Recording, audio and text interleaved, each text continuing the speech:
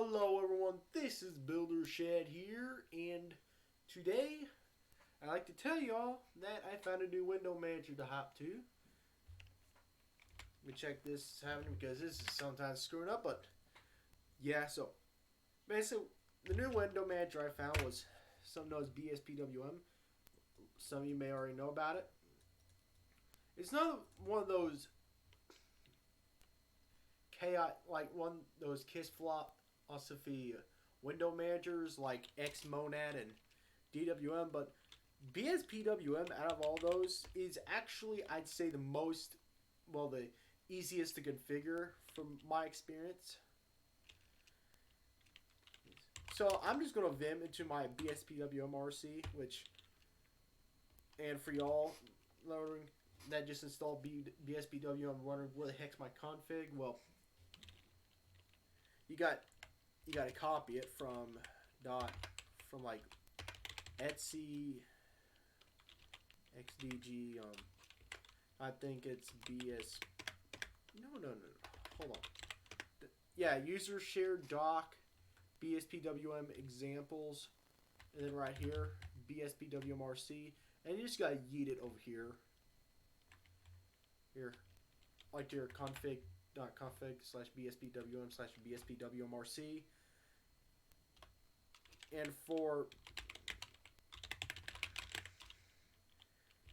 I think the other thing to mention, you got to copy this one over to a different one, and that's .config/sxhkd. No, like this, and yeah, that. And I'm going to tell you all why this one right here is going to be needed in a bit, because this is one of the things that separates this window manager out from all the others. So yeah, so I'm gonna show you a little bit around. So basically, this window manager, whenever you install it, it literally comes with nothing. It's just like xmonad. You have absolutely nothing that comes with this. Like, and unlike xmonad, you can't even press a key binding unless and have it do something unless you have, well, sxhkd installed, which usually should be installed as a dependency, but like me and for many others, you'd have to install it like that, or I'm guessing on Ubuntu. If you're on Ubuntu, it'd probably be apt install or etc. But it's pretty sure it's in the distro repositories anyway. So onward. So I'm gonna vim into my config. I'm gonna edit it up so effectively. So this one right here, it is not full like super coder. You need to be a genius to understand how this stuff. Literally, it's like a shell. It's a shell. It's a shell script, and shell scripts basically rely on shell commands that you insert in here. And if you know the terminal, I don't think you should have a hard time making a shell script. Just my common idea, my common belief. So literally, BSPC. I don't think of it as like setting in here. There's sort of, because BSPC, you can execute any of these and set it right on here, like in the command line. You throw a BS thing, as these are commands that execute on startup when BSPWM is started. So yeah, if you want, so this is kind of one of the things that separates it. If you want to see what it looks like on the fly, just do BSPC, and for example here config, and then to do window gap, let me just change that to, I don't know, 10. And look, the gaps have decreased. I can also set it to a really high number, and it's 50. D20. Well, I said, whoops. Yep. Let me just set it back to 20. So yeah.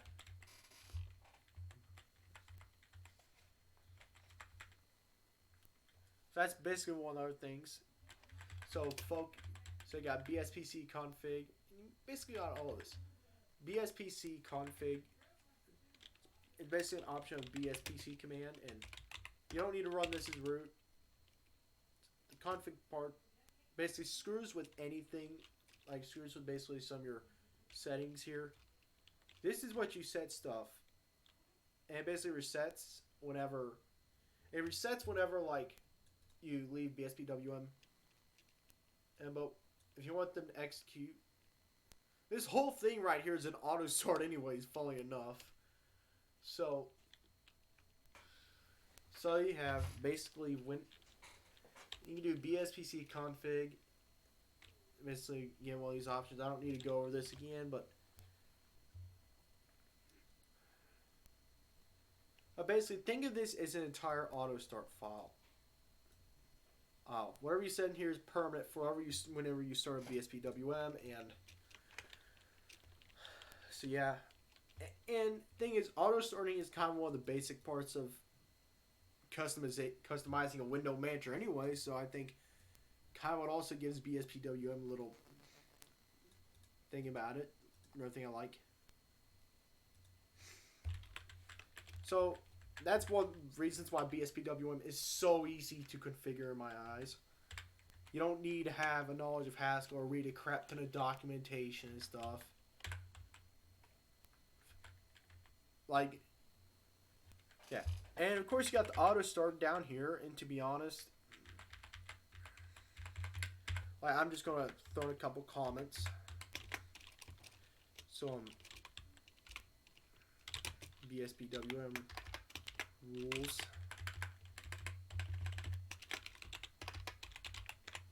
Window. Been trying to practice my Vim key bindings.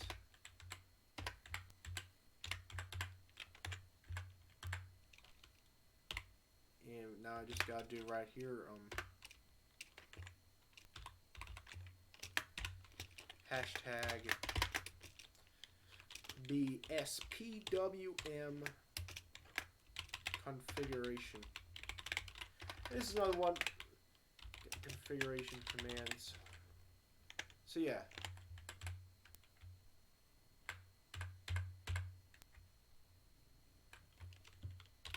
And for example, I have my other auto start down here. So I have PyCom to auto start.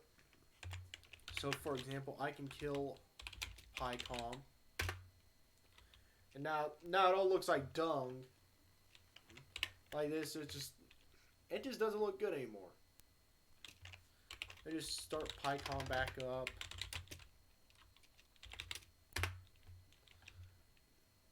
Now it looks better again. You got nitrogen in. Let me just show you all what that does. That's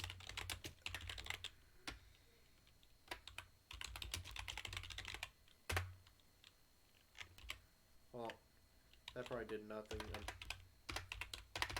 Kill all in the query for nitrogen. Is that even gonna?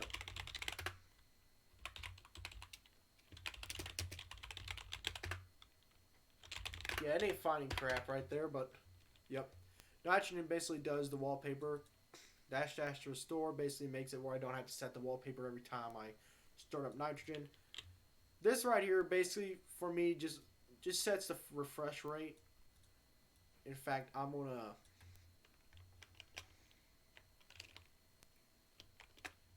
probably move this.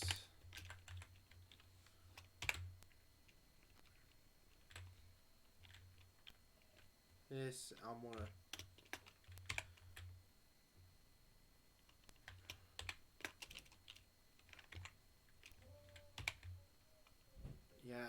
let me try to figure this one out. Cut.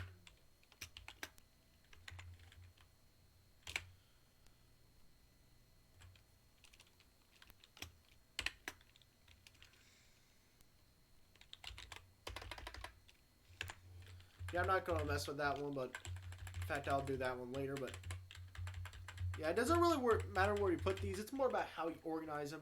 And of course, you got polybar. which, like I said, this BSPWM does not come at all with like a menu bar up here. So that's why I'm using Polybar, which is quite a universal one that works with most window managers. If you want to set it that way, that's. And you see more people using Polybar on this than Xmonad. People on Xmonad, they use Xmobar because they're all fanatics of the Haskell programming language. So yeah, not to crap on anyone using Xmonad, but yep. But then Polybar for me is a bit easier to configure anyways, but yeah. So I got Polybar and then default, which is I have this. Normally it'd be named example, but I have it here now as default. And but these All-Star, you want to throw ampersands after them, but I don't have to look into why I need to do that. But this should be really easy to configure. If any of y'all if y'all have any problems with this, just post in the comments. Hopefully I'll take a look at what you're having as a problem. But yeah, so now some of y'all may be wondering, what's the purpose of sxhkd? Well, let me do something. So right here, I'm gonna end up killing sxhkd.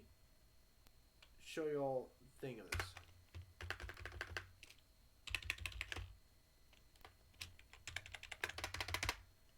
Normally, if I were to press those keys, so for example, Shift, Win, or Super, and C, that window that I'm on would close. If I were to press Windows or Super and H, that would normally switch focus to the window next one. Or even Super P would start up that little run launcher that popped up earlier, or when an enter would just open up a new terminal. But here's the thing, unlike other window managers, you need a little bit of you need basically a little key binder or something like that to basically do all the stuff on here. And that's why sxhkd comes into use. And again, do not worry about sxhkd. It's not that hard to use neither. So I'm just gonna pop open my man Rofi. Shell run. I'm gonna sxhkd just get that going back up. And so now that's back up. So now let me just vim into config / this, and here it is. And here I did modify some of the example config they gave, but again, this is some basic stuff. Well, sort of. Well, if you want to run a terminal, you have to do super space plus space enter. Plus return. Return is enter and super is the Windows key. But yeah, so you basically type these in. You type these in and you essentially get the and below that you put the command. And make sure to indent it. It has to be right under this R right here. And then type in your command. And whenever I press super and enter, pops open Alacrity or my terminal. And again, down here for program launcher. And yes, for program launcher, I use a variation of Rofi. Maybe we'll do a video on that variant of Rofi at some point. So I press super and P and it opens up this. But for just general running, this just opens up normal Rofi, like super and R. Super and K, escape, will reload its configuration files. And now that did that, that's some BSPWM hotkeys. So super plus shift plus Q, that basically just kills BSPWM by using the BSPC quit. If I were to type this into the terminal right now, actually, BSPC space quit, like I was saying with over here, this will actually exit me out of the window manager, aka log me out, and there'd be problems, okay? Since I'm in the middle of, well, you see recording. So yeah, to restore BSPWM, I have a super plus Q just without the shift. And this time I have instead of quit, I have WM space and -R for restart, close and kill.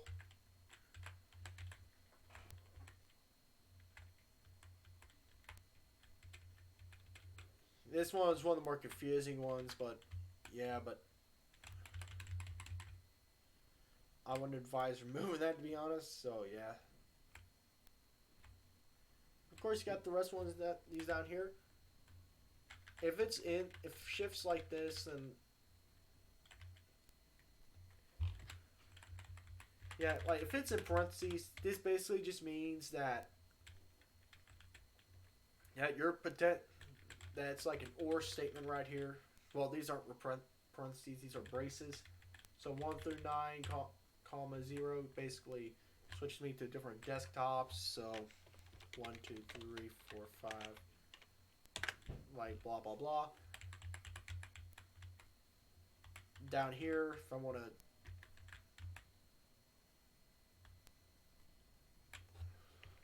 I think it'd be actual. Yeah, let me just not mess with that.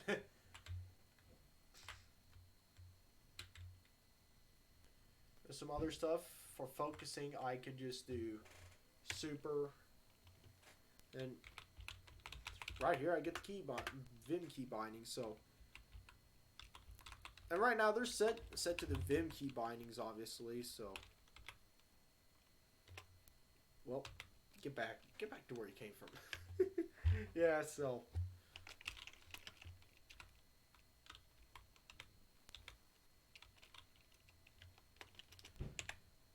just go kill a couple of these. So yeah, and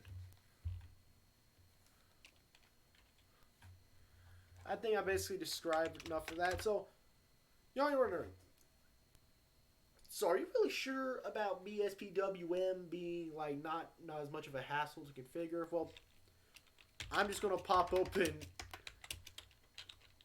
.xmonad as config, and oh my, you get the whole collection. Oh boy, variables being set. Like this is some like, if you're like an old grandma or something, this is gonna confuse the utter crap out of you. You're just you just quit immediately. Let's be honest here. You're like, yo, and when you look up documentation, you gotta know some Haskell school to customize this properly. That compared to good old like big BSPWM open and read only, where you got a lot of this shrunk down to this.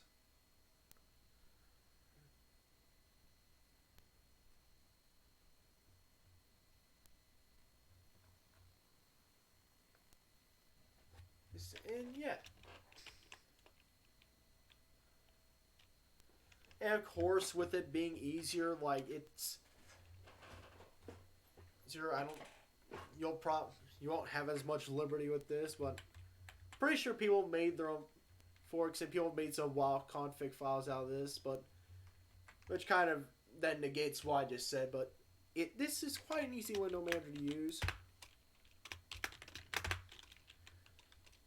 And to show you all the other config, the one known for being easy, awesome. It's holy.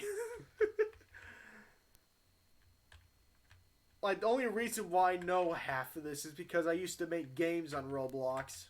Not some super coded games, but I made some small games just some normal games on Roblox, and that's how I know some of this. But yeah.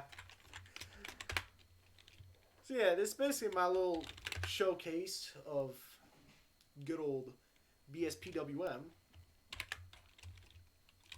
And you know, and yes, I can change my little thing, my wallpaper, so I can make it look like Windows 11 right here. And yes, got the beautiful. Where's the Windows Vista wallpaper? Got the Windows Vista wallpaper, which I'd say is one of the better looking wallpapers that Windows ever had. And not only do I have the Windows wallpapers, I got the whole collection. I got this one right here, which is one of my favorite ones. Like I just like blue. Like it's my channel theme and stuff. Like just blue and these kinds of shades of blue, and yeah. Though I may end up at some point trying to make this look a little bit more like, trying to get myself a little natural stock on fake that you see a lot of other YouTubers using. Like if you've ever seen Luke Smith's YouTube videos, like he's a bit more colorful than just full on blue everywhere and stuff. So yeah, and this has been Builder Shed. Whoa, hold on. I'm not going to go just yet. So to be honest, I am planning on making a little video on some of the basics of quote unquote rising Linux desktop, or making it Linux window manager, making it look better and stuff, and yeah, some of the basics. But yeah, this has been Builder Shed here. Hope to see y'all next time. See ya.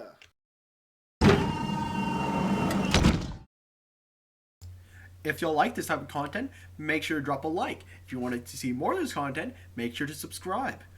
If you don't like this content, or specifically this video, drop a dislike.